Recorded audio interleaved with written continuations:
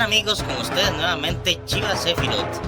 En esta oportunidad les traigo un top 5 de los más poderosos caballeros de la serie Caballeros del Zodiaco, conocida como Saint Seiya en Japón.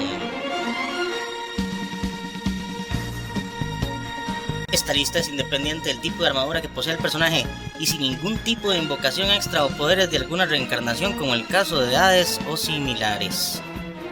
Pues bien, aquí vamos. El número 5 es Chaka de Virgo.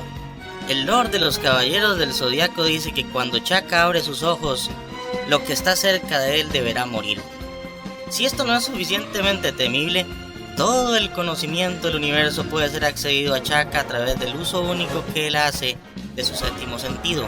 Chaka es poseedor de técnicas de control mental, además del uso de sus técnicas máximas como el Tempu Rinnin, que elimina todas las dudas de su mente para alcanzar el estado de sabiduría de Buda, y el Tesoro del Cielo, que es un ataque que es tanto defensa como ofensiva a la vez y representa el poder y la armonía del universo. Como habíamos mencionado anteriormente, cuando Chaka abre sus ojos no queda nada, siendo esta la técnica más poderosa del Santo Dorado entre muchas más técnicas igualmente mortales. En el número 4 está nada menos que Ikki, el Fénix. Y muchos me preguntarán cómo es posible que Ikki esté en esta posición y no esté más arriba. Pero hay varias explicaciones de ello más adelante.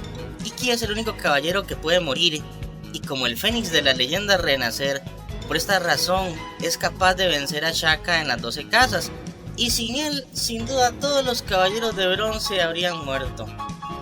Como Chaka posee técnicas de control mental, prácticamente su armadura de Fénix lo vuelve inmortal por revivirlo cuantas veces sea necesario, y sus ataques son poderosos y devastadores. En el número 3 tenemos a Seiya. Por mucho que los fans de esta serie se quejen de su personaje principal, esta serie se llama Saint Seiya, y es obvio que su personaje principal es Seiya. La característica principal de Seiya es que no importa qué tan duro lo golpeen o cuántos sentidos pierde, o si le quiebren todos los huesos de su cuerpo, las posibilidades de su cosmos son infinitas, lo que vuelve a Seiya un peleador invencible, puesto que no se puede medir todo su potencial. Y gente, de verdad les digo, aunque nunca se haya dado el duelo tan esperado entre Seiya e Ikki, de alguna manera Seiya iba a terminar venciéndolo, por el simple hecho de llamarse Seiya. Y pues bueno, la serie es en Seiya, sí, eso.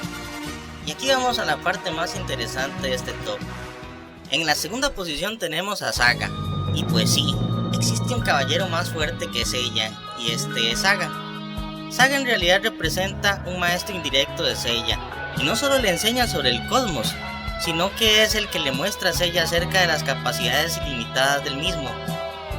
Para vencer a Saga en las 12 casas, Seiya necesitó del cosmos de todos sus amigos, porque el malvado patriarca era demasiado poderoso. E incluso cuando ya Seiya había ganado control sobre sus habilidades del cosmos, era obvio que la única manera en que podía derrotar a Saga con todo su poder, y ya en control total de sus actos, era si el mismo Saga lo permitía.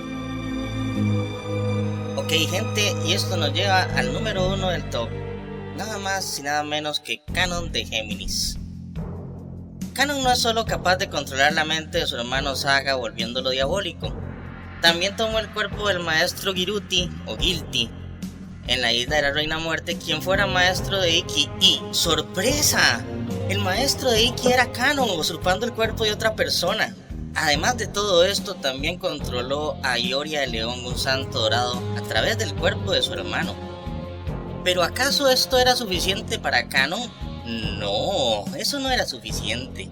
Canon se hizo responsable de dominar la mente de un dios, controlando la reencarnación de Poseidón Julián solo, haciéndolo no solo creer que él era el verdadero y real dragón marino, sino también manipulando a la deidad para que antes de desatar su furia, le ayudara a concretar sus objetivos de dominación, que al final no pudo concretar.